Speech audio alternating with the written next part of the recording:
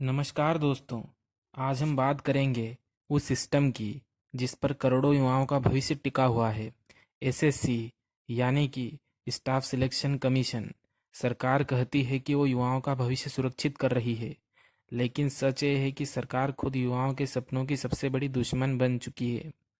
SSC जैसी राष्ट्रीय परीक्षा जिसमें लाखों छात्र सालों की मेहनत लगाते हैं, वहाँ सिस्टम बार बार फेल हो जाता है, सर्वर क्रैश हो जाते हैं और मैनेजमेंट की पोल खुल जाती है। क्या यही है वो डिजिटल इंडिया? क्या यही है सरकार की तैयारी? छात्र पढ़ाई करें या फिर सरकार की लापरवाहियों का हिसाब रखें? ये सिर्फ एक टेक्निकल समस्या नहीं है, ये सरकार की नाकामी है। एक ऐसा धोखा है जो हर साल लाखों बेरोजगार युवाओं को दिया जाता है। आज मैं मोदी सरकार से सीधा सवाल पूछता हूँ, अगर आप लाखों युवाओं के भविष्य को संभाल नहीं सकते तो ऐसे खोखले वादे क्यों करते हैं? दोस्तों सोचिए, 140 करोड़ की आबादी वाला है देश भारत, जहाँ से दुनिया को टेक्नोलॉजी और टैलेंट सप्लाई होता है। वहाँ सरकार ईमानदारी से एक परीक्षा तक नहीं करवा पा रही है। ये कोई छोटी गलती नहीं है, ये सरकार की सीधी सीधी नाकामी है। और आज सवाल सिर्फ इतना है, क्या सरकार युवाओं के सपनों के साथ ऐसे ही खिलवाड़ करती रहेगी? भारत के लाखों युवाओं का सपना सरकारी नौकरी होता है, और इसी सपने का सबसे बड़ा दरवाज़ा स्टाफ सिलेक्शन कमीशन यानी कि एसएससी होता है। लेकिन 2025 में एसएससी के नाम से जुड़ी जो घटनाएं हुई, उसने इस सपने को डरावना सपना बना दिया है। 2025 के एसएससी के एग्ज़ाम में तकनीकी गड़बड़ियाँ, जैसे कि माउस का ख़राब होना, कीबोर्ड का काम न करना, सर्वर क्रैश होना, स्क्रीन फ्रीज होना, कंप्यूटर सिस्टम बार बार बंद हो जाना जैसी समस्याओं का सामना इस देश के विद्यार्थियों ने किया, जिसके कारण एसएससी ने एग्ज़ाम को कैंसिल कर दिया। जब छात्रों और शिक्षकों ने इसका विरोध किया तो उनकी गिरफ्तारी हो गई। एसएससी की कहानी उम्मीद, संघर्ष और धोखे की है, और आज हम आपको सुनाएंगे एसएससी 2025 की पूरी सच्चाई, शुरुआत से अंत तक। एसएससी यानी स्टाफ सिलेक्शन कमीशन भारत सरकार का वह संस्थान है जो ग्रुप बी और ग्रुप सी पदों पर भर्ती करता है, जैसे कि सीजीएल, सीएचएसएल, एमटीएस और जीडी कांस्टेबल। ये वो परीक्षाएं हैं जिनमें हर साल करोड़ों अभ्यर्थी बैठते हैं। एसएससी की नौकरी का मतलब है स्थायी सरकारी पद, पेंशन और समाज में इज्जत। लेकिन 2025 में ये प्रतिष्ठा बार बार सवालों के घेरों में आई है। एसएससी टायर 13 की परीक्षा 24 जुलाई से 1 अगस्त तक आयोजित की गई थी, लेकिन एसएससी की लापरवाही से कुछ विद्यार्थी पेपर नहीं दे पाए थे, जिनकी री एग्ज़ाम 29 अगस्त 2025 को आयोजित की जाएगी। दोस्तों, 24 जुलाई 2025 को एसएससी टायर 13 की परीक्षा का पहला दिन होता है। उम्मीद थी कि सब सुचारू रूप से चलेगा, लेकिन पहले ही दिन कई परीक्षा केंद्रों से शिकायतें आने लगी। कंप्यूटर सिस्टम बार बार हैंग होना, प्रश्न पत्र का लोड न होना, लॉगिन क्रेडेंशियल्स काम न करना, सर्वर कनेक्शंस बार बार टूटना। कई जगह तो उम्मीदवारों को 1 से 2 घंटे तक बैठा कर वापस भेज दिया गया। एसएससी का मिस मैनेजमेंट इतना ही नहीं था, एसएससी ने कई छात्रों के एग्ज़ाम सेंटर्स अपने घरों से लगभग 1000 से 1200 किलोमीटर दूर दे दिए। जम्मू के विद्यार्थी का सेंटर दिल्ली में दे दिया गया। इसी प्रकार से राजस्थान के विद्यार्थी का सेंटर अंडमान निकोबार दे दिया गया। इसके अलावा कई छात्रों के एडमिट कार्ड पोर्टल पर इनवैलिड दिखाए गए, जिससे वे छात्र एग्ज़ाम नहीं दे पाए। इन सभी समस्याओं पर जब एसएससी के चेयरमैन एस गोपाल कृष्णन से सवाल किए गए तो उन्होंने कहा, एडुकिटी और हम ईमानदारी से काम कर रहे हैं। दोस्तों, इसी बीच हम आपको बताना चाहेंगे एडुकिटी के बारे में। एडुकिटी एक एग्ज़ाम मैनेजमेंट यानी कि परीक्षा प्रबंधन कंपनी है। यह कंपनी मुख्य रूप से सरकारी संस्थाओं, शैक्षणिक संस्थानों और कॉरपोरेट क्षेत्र के लिए ऑनलाइन एग्ज़ाम करवाती है।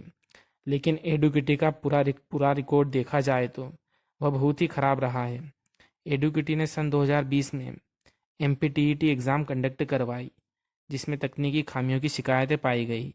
इसके बाद 2022 में एडुकिटी ने जो एग्ज़ाम करवाए उसमें चीटिंग के आरोप लगे। एडुकिटी ने सन 2023 में एमपी पटवारी का पेपर कंडक्ट करवाया, वह भी लीक हुआ था। इसके बाद मध्य प्रदेश के सीएम शिवराज सिंह चौहान ने इसके ऊपर संज्ञान लिया और एमपी हाई कोर्ट में याचिका दायर की। इसके बाद फैसला लिया गया कि एडुकेटी के ऊपर इंक्वायरी होगी, लेकिन न जाने क्यों इसके 6 महीने बाद ही एमपी पटवारी की एग्ज़ाम एडुकेटी ने ही करवाई। एडुकेटी कंपनी में इतने दाग लगने के बाद भी न जाने क्यों इसे एसएससी एग्ज़ाम कंडक्ट कराने का टेंडर दिया गया। एसएससी के पुराने पेपर टीसीएस कंपनी करवाती थी, लेकिन टीसीएस को एसएससी का एग्ज़ाम कंडक्ट कराने का टेंडर कैंसिल करके नया टेंडर एडुकेटी को दे दिया गया। और यहीं से एसएससी की नीयत पर सवाल खड़ा होता है।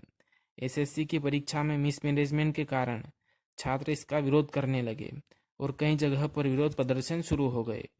लेकिन इसके बाद एसएससी ने बयान जारी कर कहा, तकनीकी कारणों से कुछ शिफ्ट कैंसिल की गई हैं। प्रभावित उम्मीदवारों के लिए पुनः परीक्षा आयोजित की जाएगी। लेकिन छात्रों के गुस्से को यह बयान शांत नहीं कर सका।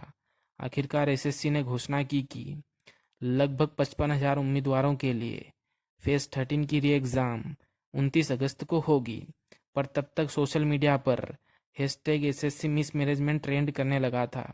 इसके बाद फेज 13 विवाद थमा भी नहीं था कि एक और बड़ा झटका आया।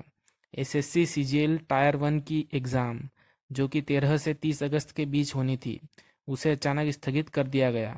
एसएससी ने कारण बताया, तकनीकी कारण और लॉजिस्टिक समस्याएं।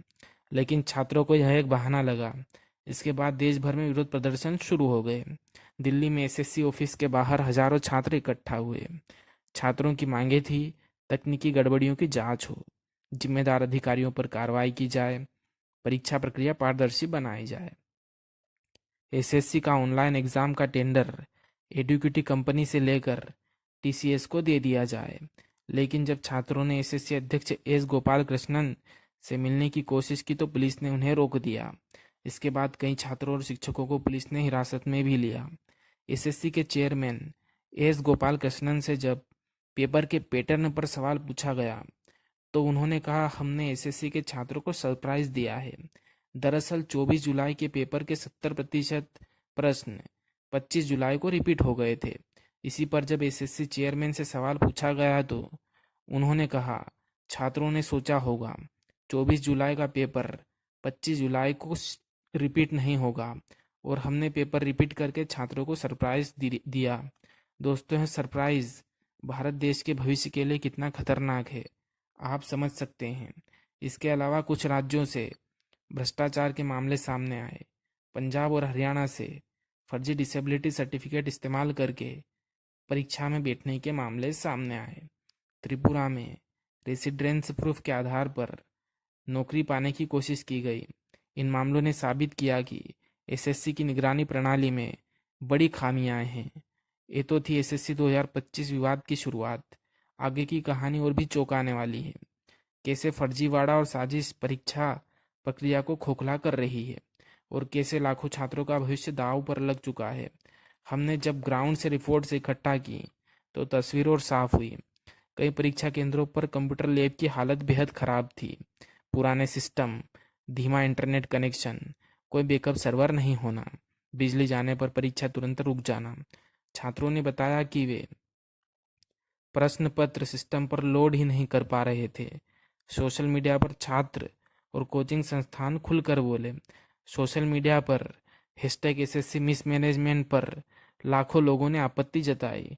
इसके अलावा सोशल मीडिया पर हैशटैग रिफॉर्म एसएससी भी वायरल होने लगा, जिसमें भर्ती प्रक्रिया में बड़े बदलाव की मांग की गई। एक वायरल पोस्ट में लिखा गया था, हमने सालों मेहनत की और एसएससी ने हमें तकनीकी गड़बड़ी का बहाना देकर धोखा दिया। दिल्ली से शुरू हुआ विरोध अब पटना, लखनऊ, जयपुर और कोलकाता तक फैल गया। कोचिंग हब जैसे कि पटना के बोरिंग रोड और दिल्ली के मुखर्जी नगर में छात्रों ने रात भर धरना दिया। पुलिस की मौजूदगी बढ़ गई और कुछ जगह झड़प भी हुई। मीडिया कवरेज बढ़ा, लेकिन सरकार और एसएससी की तरफ से अभी भी कोई ठोस कदम नहीं उठाया गया।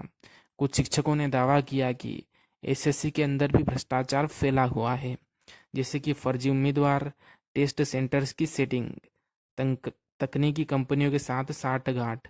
शिक्षकों ने कहा, एडुकेटी कंपनी को एसएससी का ऑनलाइन परीक्षा कंडक्ट करने के लिए टेंडर ऐसे दिया गया जैसे कि ये पहले से तय हो। उनकी तैयारियां अधूरी थी। एडुकेटी को फिर भी टेंडर दे दिया गया। पंजाब, हरियाणा और त्रिपुरा से फर्जीवाड़ा के मामले सामने आए।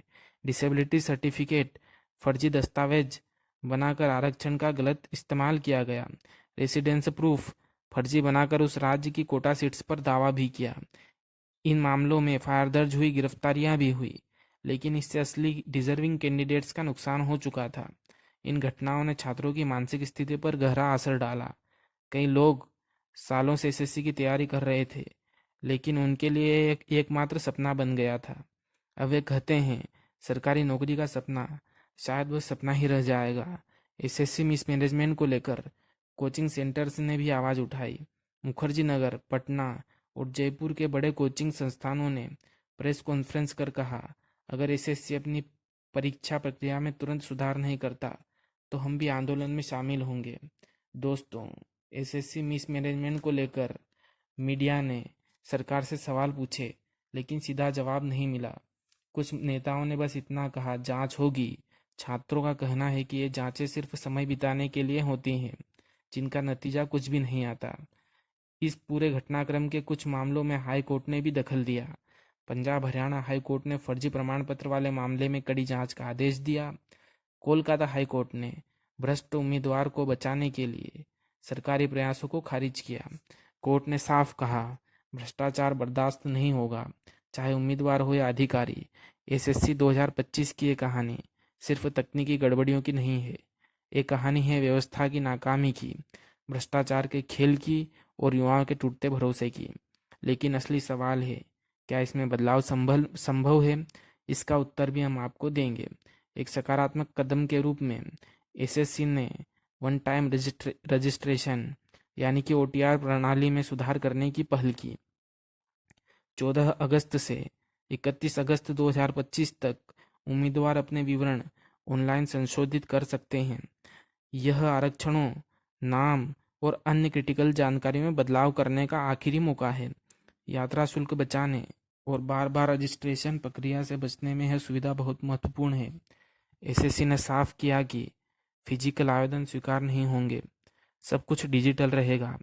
एसएससी ने अपनी मुख्य परीक्षा सीजीएल टायर 1 13 से 30 अगस्त के बजाय अब सितंबर के पहले सप्ताह में आयोजित करने का निर्णय लिया है, ताकि तकनीकी मुद्दों की समीक्षा की जा सके और प्लेटफॉर्म को मजबूत बनाया जा सके। पारदर्शिता और न्याय सुनिश्चित करने की दिशा में एसएससी ने नया नियम लागू किया। पीडब्ल्यूबीडी उम्मीदवारों के लिए मूल प्रमाण पत्र परीक्षा के दिन दिखाना अनिवार्य होगा। यह कदम गलत उपयोग और फर्जीवाड़े को रोकने के लिए उठाया गया है। हैशटैग एसएससी मिसमैनेजमेंट एक ऐसा ट्रेंड बन गया जिसने पूरा सिस्टम झकझोर कर रख दिया। जंतर मंतर से लेकर सीजीओ परिसर तक छात्रों और शिक्षकों ने आवाज़ बुलंद की। प्रदर्शनकारियों ने अकाउंटेबिलिटी, फेयरनेस और बेहतर ट्रीटमेंट की मांग की।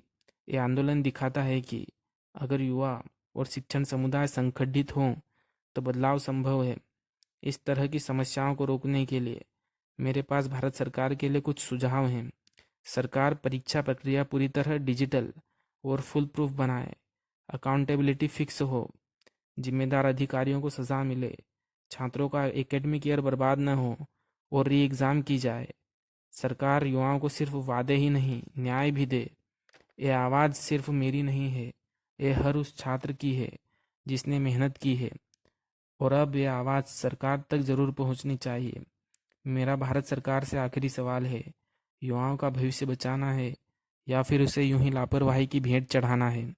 अगर आज की पीढ़ी बर्बाद हुई तो कल देश बर्बाद होगा, और इसका जिम्मेदार देश की सरकार होगी। इस वीडियो को शेयर ज़रूर करें।